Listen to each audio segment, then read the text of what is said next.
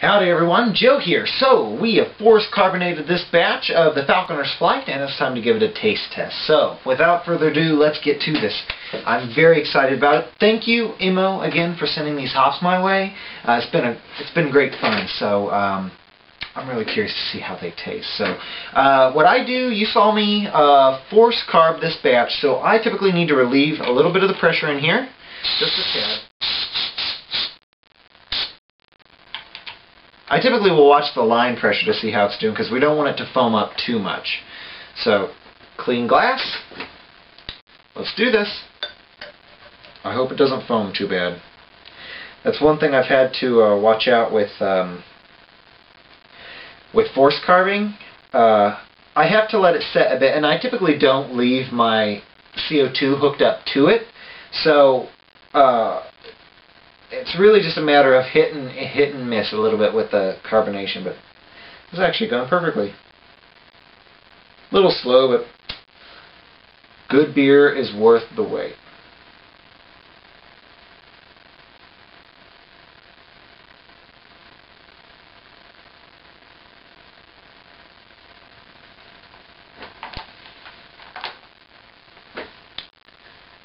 Okay, little hazy.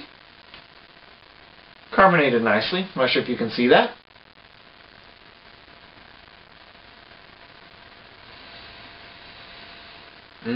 Smells awesome.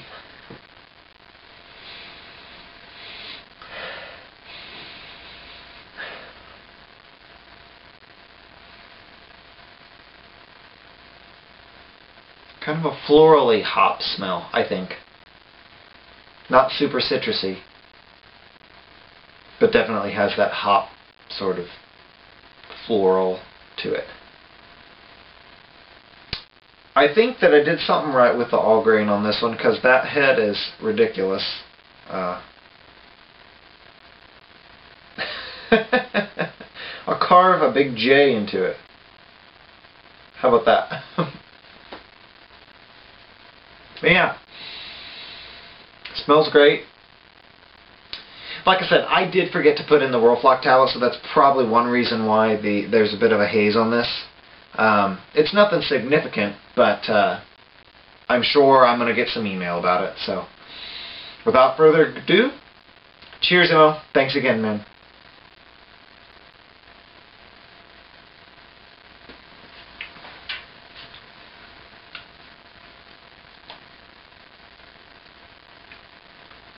Well, that's not too bad.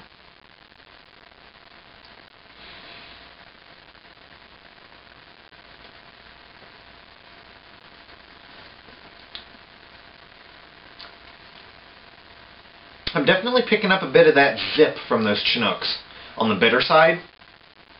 It's got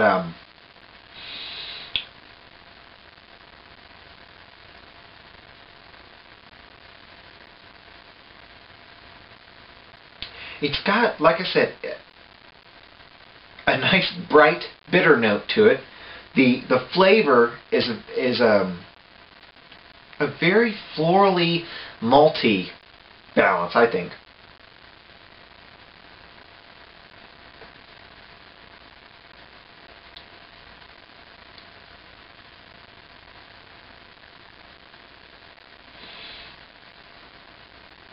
Yeah, I'm getting a nice sort of floral zing to the flavor. It does match the smell, actually. And with this batch, if you guys haven't checked out the video where I brewed this, give it a look. Here's the link. Woo! We did Chinook for the bittering and the Falconer's Flight for both the flavoring and aroma. And we have let this set for, probably 6 weeks or so. This thing's had quite a bit of time sitting as secondary, just chilling out, letting the flavors meld. I did an experimental IPA batch quite some time ago, actually, with pretty much all Amarillo hops. And I found that as I let it set, it got a lot better. So with this batch, that's where I started with. I didn't want to bother with it. I didn't want to get a carbonation's good. I didn't want to get that young unrefined flavor to it. I wanted to give it time to mellow, get those flavors balanced out. Excuse me. And I think it actually worked out pretty well. It's got, I would say, probably a medium maltiness to it with that recipe I did.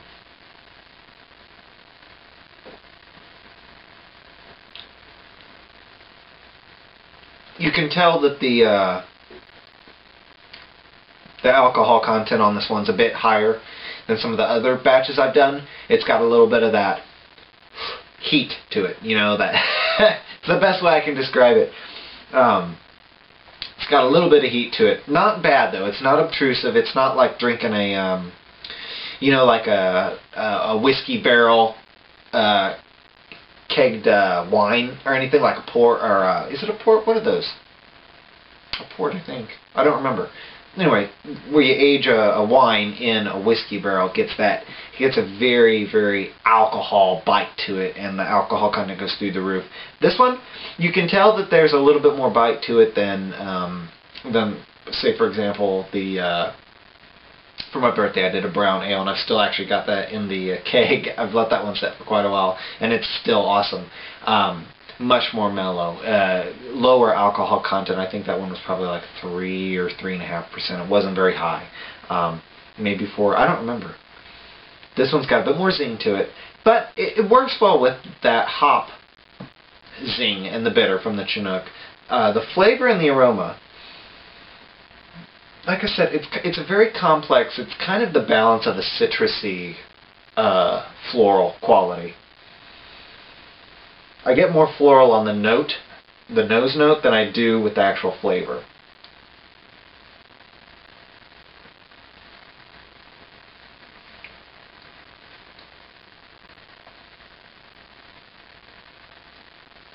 Yeah, not too bad.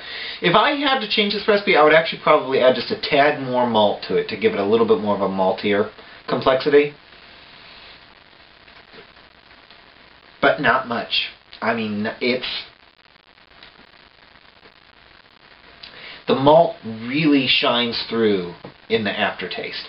So if I did change it, it would be minuscule. I'm not sure I'd deviate much from this recipe at all with an IPA like this.